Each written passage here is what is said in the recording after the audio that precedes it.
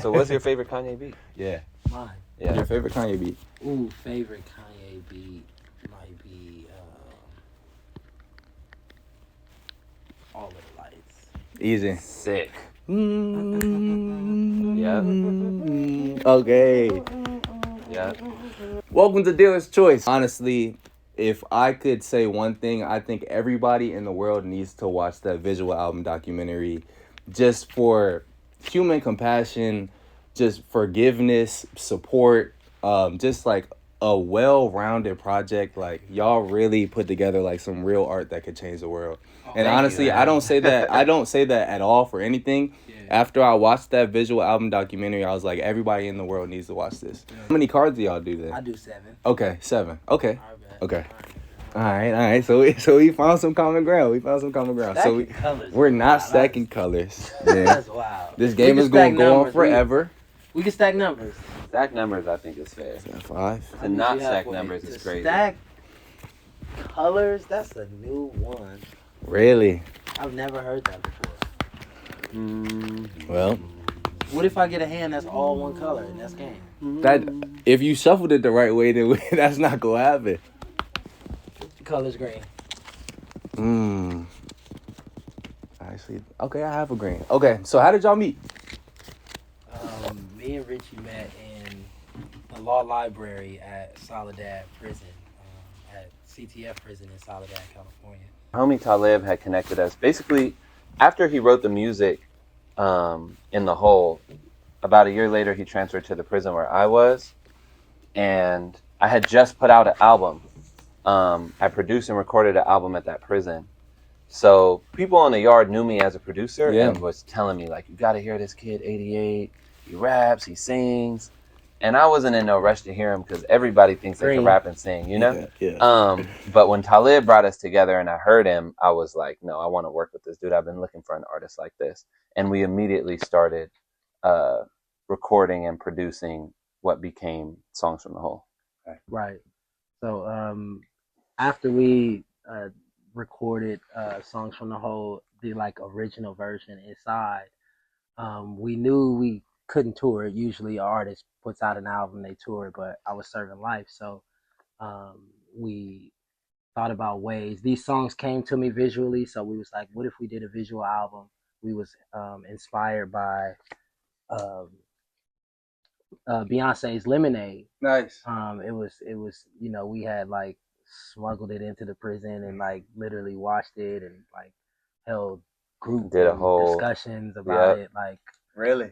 Yeah, so we was really inspired by that, and we decided that we were going to do a visual album, and where she featured poetry in between songs, we was going to feature like documentary elements, and we had already met Contessa Gales, our director.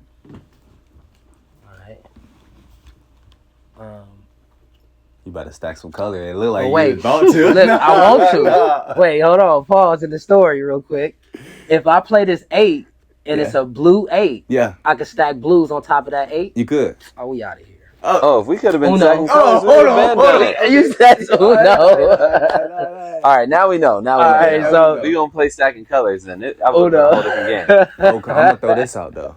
Y'all Shuffle play that. Hands. Shuffle. Oh, we gotta swap hands. I'm gonna take that. That's crazy. Yeah. Word. Yeah. I hate those. That's a good one. You know what I'm saying? They got the ones where you write in. My nephew put draw 10. That's sick.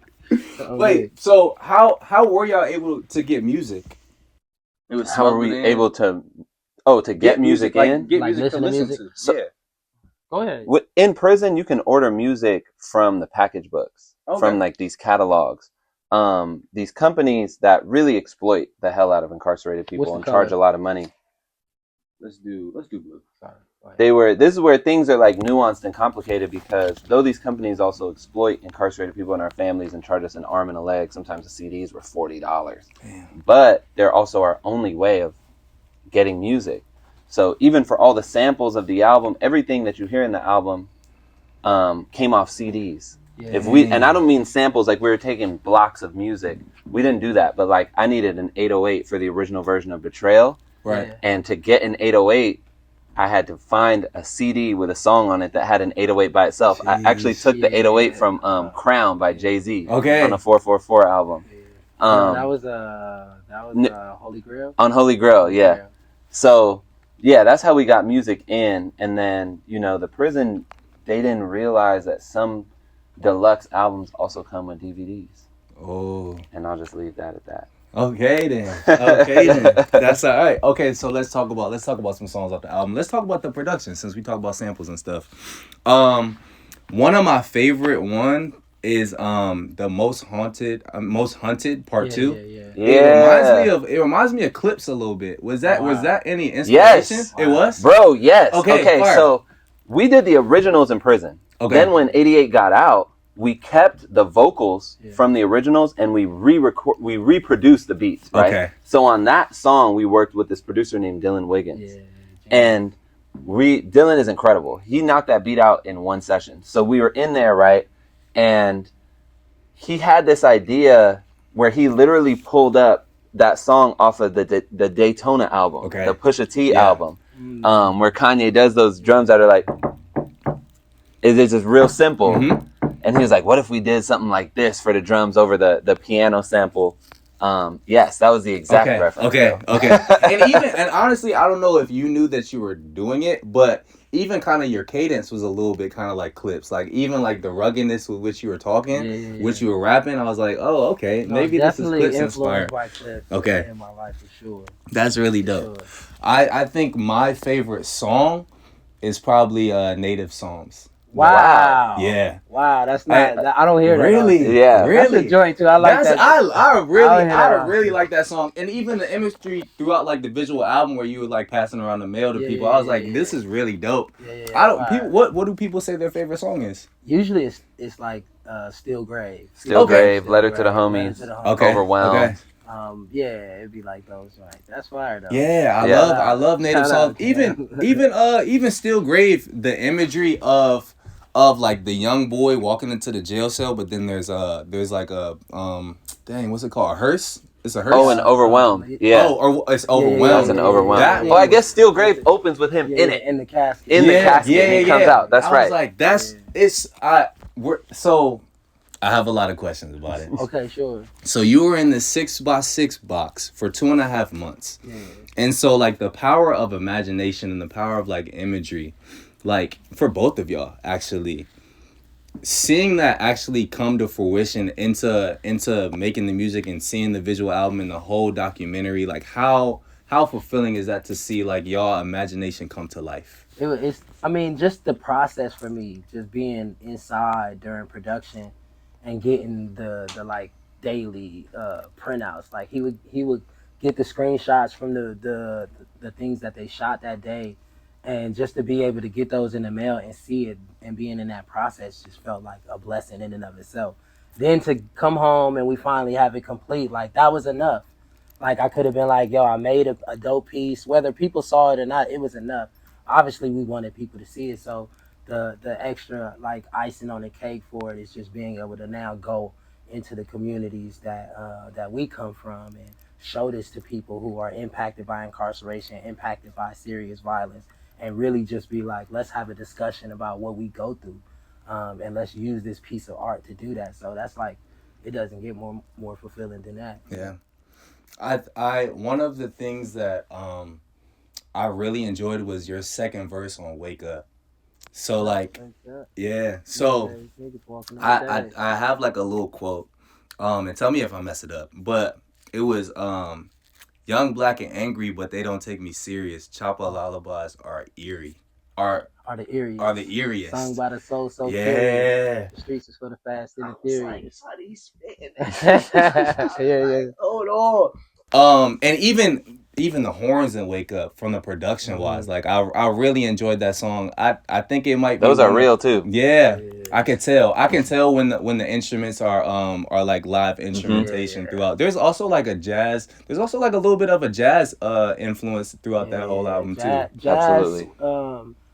We definitely like the sound was influenced by jazz, by soul, by hip hop, by gospel, like, because that's kind of like what I grew up on.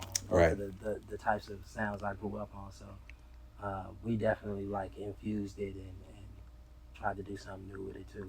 You were in the choir, right? Yeah, when I was a kid. Yeah. So that makes total sense. Oh, Whose turn is it? Y'all just shuffled it's hands. on blue. It's on blue. Blue. So sorry. Oh, you put it on blue. Yeah, don't be sorry. Let me get that. Yeah, we got to send you the original Wake Up where it was played, where it was like synthesized horns, and then we took that. We met this horn player named John Luca. Actually, his wife Indigo and I had met John Luca just out in LA, and I was like, bro, I got to bring you in to play some, and he listened to it and he played all those Wake Up horns back to us like flawlessly, perfectly, and that's what you hear on in the film. Okay. Shout out John Luca. Favorite song by each of y'all? On the record? Yeah. Throughout the whole project. My favorite song is always changing. Okay. I'm not gonna lie, but my favorite song is actually one of the shorter records. It's probably No Time to Waste. Okay. Which is like an interlude towards the end of the record. But I love No Time to Waste because I love just how it came about. That also came off an interlude of the original that we did in prison. No Time to Waste, we also, when we reproduced it just us. That's not one of the ones we did with any outside producers, but we did bring John Luca back to play those horns live, and just hearing him do the stacks. That's one of the records where we added vocals on the streets. Yeah. Oh, and I used to just always listen to that interlude when it was just an interlude on the original record. I would always listen to it, and I'll be driving around waiting for him to come home, praying that he would be coming home soon because he had life. So being able to redo that record on the streets, real horns, every time it comes on, it's just like, it just reminds me of how far we came, honestly. It feels victorious. Dang. Okay. 88, what you got? Letter to the Homies. Yeah. I feel like that song is, I don't know, it feels like outside of Overwhelm, I feel like Letter to the Homies is my most honest song. It's the one when I wrote it, I was really thinking about like, what would I say to my homies, what be on my mind, and what I came up with feels honest. I quote, I kind of like quote a JZ line in there, and it's because at the time when I was thinking about all this stuff, that's what I was listening to. Like I was just, and his lyrics was like matching my life, and in the same way, I feel like Letter to the Homies is the song where I feel like I really matched my life and matched the life of the homies, and was really able to talk about like some parts of it, like our innocence being lost to like falling in the street. So that's my favorite joint. Okay, that's close to home, right? Yeah, that's one of my joints. And Jay-Z, I love Jay-Z. Jay-Z's one of my favorite rappers. He says like, rap, the essence of rap is just to tell the truth. Yeah. And so like, you explaining that you're influenced by Jay-Z, you're literally just telling the truth, the thing that hits most home to you. So yeah. It's really dope. Yeah. Whose turn? My turn? Yours. Yeah. Dang, I don't got nothing. I love Letter to the Homies for the strings on it. Damn. I'm sorry. I can't get your break. I'm sorry. The strings on Letter to the Homies is crazy. Dylan did half of them synthesized, and then the homie G, a member of Twin Towers producers, the other producers we worked with on the project, he brought in a viola and played the rest of those strings live, bro. Sick. Shout out to G. Oh my goodness. All right, look, so I'm just hold that actually. Okay. Draw 2. And the 7's on top. No? That's you can't. I can't do that? You can't do. I'll draw 2. All right, I'll draw 2. Then. You can't. So like, what I mean by stacking color is like, if you have 2. You just looking at my hand. Just numbers. I actually I look, looking in my hand, but I really don't know. And you actually, you know what's man. crazy? We switched hands, and I knew what color. I could have picked what color to end the game, but I didn't. Yeah, that's what I'm about to try to do. You know what I'm saying? Talk about Root. Talk about Root, 88's favorite record. So, wow, what's the backstory behind this? Why would you do that? Why would you do that? Root is not my favorite song. If you ask what my favorite song, Root might be my least favorite song. Okay. But I understand that is one of people's most favorite songs, and I understand why. I can't tell you why it's not my favorite, but I think just as an artist, to be honest, like when you do a record these songs that I wrote when I was in prison, um, I'm proud of all of them. They are all honestly me, you know. Mhm. And there are times where I see the honest parts of me, and I'm like, I cannot see that so much, you know. And Yeah. that's just a vibe that I was in. But the way I play it live is very much it's like it feels different. I love to play it live. I love to sing it live. You I staying love for the to. show? Yeah. Oh, Yeah, bet, yeah, you you're gonna gonna see it see. live. I'm so proud of Root because when we did the original Root, I think you played those chords. I Yeah, think so the chords came from '88. And the chords that we recorded in prison are the same chords on yeah, the version that you Okay. hear today. yeah. Tyreek, the other member of Twin Towers, he kept them. He Uno, just colors red. he drug them right over. And I never knew what to do with Root as a song. I'm like, what kind of record is this? Where does this go? Yeah. Yeah, And when on the streets, when we worked on it again, I was like, I went to the team to 88, Tyreek and G, and I was like, all right, y'all, I got a vision, just rock with me. And they were like, what's up? I said, what if we made a wedding song? right. And that's how Root, like to have those kind of drums. Yeah. I'm like, what if we made a wedding song, like something that you could dance with your Yeah. grandma to? You know what I'm Okay. saying? Like, I hear it now. Yeah. What's crazy is honestly that song. So while you know some people might like Betrayal, some people might like Most Haunted, the demographics will change. But with Root, it's like there's people who's 7 years old, they love this song, and there's people who's in their 60s and 70s that love this song. My auntie gonna step to this joint. Yeah. You know, it's their record. So you know, he did a performance in Seattle like a year ago, yeah, and I have video of all the elders. We was at a black event, and there was a lot of black elders at the event. I got a video of this older lady standing up, like grooving the They Root. love it. They love it. Well, the drums are it's dancier drums, yeah. Mhm. And then there's also it's like a subtle. I mean, y'all go back to the dancier drums, but like at the beginning of the second verse, it's like a subtle little beat change a little bit, Mhm. which I liked. It like change of pace, and then the drums hit so much harder the next time they come in. So yeah, it's fire, and I can see aunties dancing to that joint. Let's get it. All right, well, let's talk about the rest of the documentary. Let's actually talk about the growth of self-talk. So like I wrote down a couple of quotes throughout this. In the beginning, you're talking about this is a story of like lost innocence. Your early teen years, like you had convinced yourself that you were gonna be more violent than anybody else. Yeah. At that moment of time, but now, at the end, you go to that conversation with you on the phone with your dad. I think it was after the resentencing where you're like, I'm not gonna give up. Like I'm gonna get out of this. From your mindset of being young, 15 years old, impressionable, and then learning from your mistakes and having the growth to be like, yo, like I've changed as a person. They don't want to see that, but I'm gonna make sure that they see that. Yeah. I think that story arc you talking about, like, one is my real life. It's not like we wrote that story arc, right? It's a documentary. Which so I said that to say for the audience, like, I'm not the exception either. They lead us to believe a lot of times that when we get incarcerated as youth, or people who get incarcerated, somehow they're just like bad people. And when you incarcerate a child, that child is gonna grow up the same way everybody grows up. And naturally, I grew up and I matured in the ways that I watched many of my friends in there.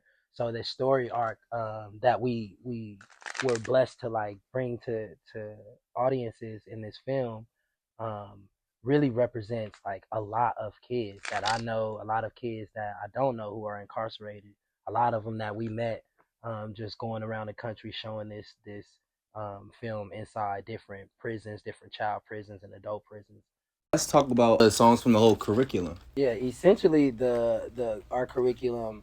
Well, first, our curriculum is available on the tablets that incarcerated people have, and on this curriculum, it's attached to like two other films, I believe, and these films, incarcerated people watch these films over the course of like it's broken up into like 3 or 4 modules, and then they complete the curriculum and earn like a week off their sentence.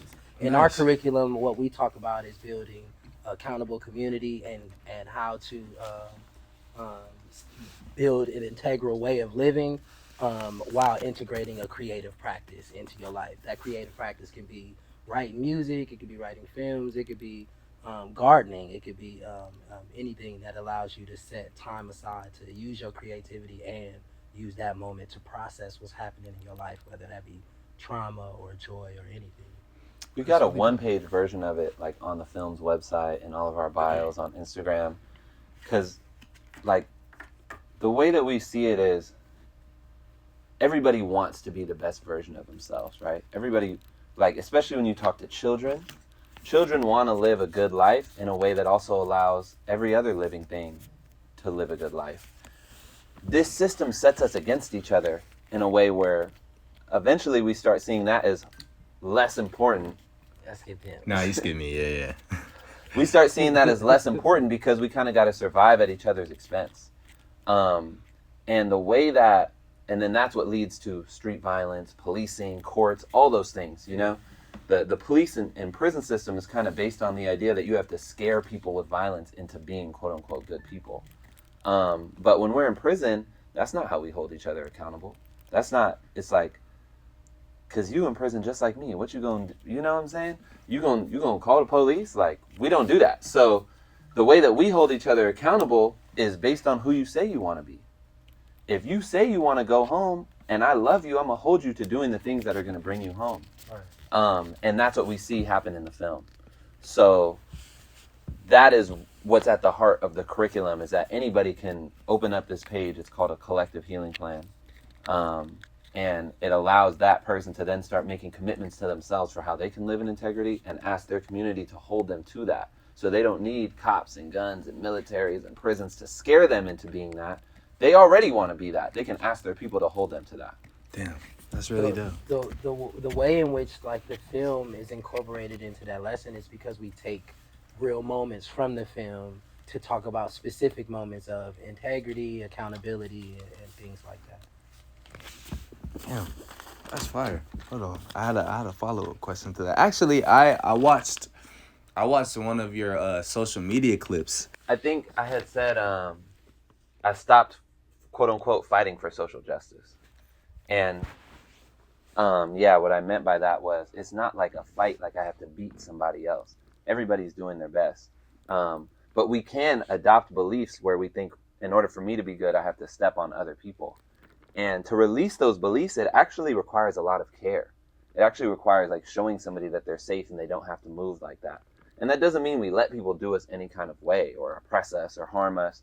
But even when we have to push back against that, we can keep in mind there is a reality possible where this person can get their needs met without treating me like this. And that is what I'm working towards. Not simply just destroying them and getting them out the way so I can have my needs met.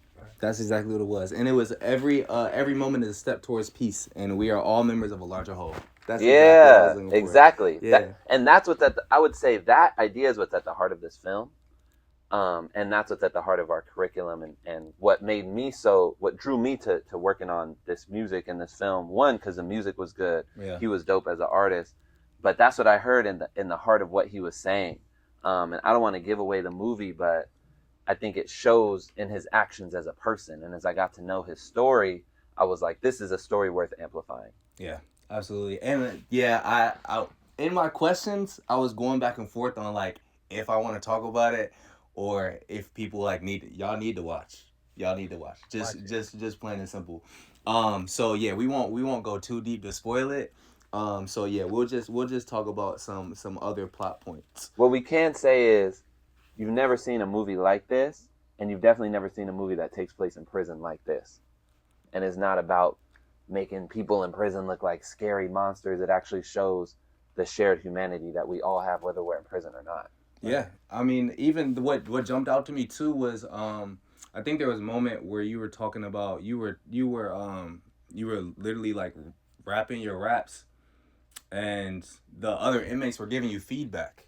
Yeah. Like, from, like, because you were in solitary and you were just rapping your raps out loud, and people were giving you feedback, like, yeah, that's the one. You know what I'm saying? So, like, that, even people understanding that, like, there is a community. Yeah. In prison is like huge for people to see, because again, like, the perspective is so skewed, you know, and I purposefully. think Exactly. Yeah. And so like whenever somebody becomes incarcerated, like y'all said before, they automatically are put into a category of like bad people, which is like not the truth. No. And there's so much, like I said before, there's so much compassion and care and humanity throughout this whole story, which is why I think everybody needs to watch. Yeah, check it out. Yeah. Thank you. Thank you. Absolutely, man. How many cards you got? 4? 4. It's draw till you get a card, right? Yeah. So you got a reverse or a See, red. See, y'all love to see me. Keep You on know? going, All right, man. we're gonna change the color to we'll change it to green. That's some writing. Like, that's my nephew. Go ahead and we're gonna skip 88. There it is. There it is. We're gonna skip 88. There it is. Man, like Uno. that. Oh wait, no. False Stack, Uno. I'm out of here. That's Oh, bad. no. Wait, bad. you just played. That means it's on me. No, you. Oh, because I he reversed reversed it. it. Oh, you're right. Let's get it. Dang. Let me put the 8 on top. Hold on. Hey, go ahead. Peace, y'all. I'm JJ’88, the writer and protagonist of Songs from the Whole Netflix film. My film, this documentary visual album, is about my family's journey to finding healing and restoration, and what our world could look like beyond revenge and violence. We independent as hell. Buy the album, please. Yeah, Come on. cop Buy it the on vinyl. vinyl, please. We got shirts, Come on cop the now. vinyl. We outside. Let's get it. Absolutely.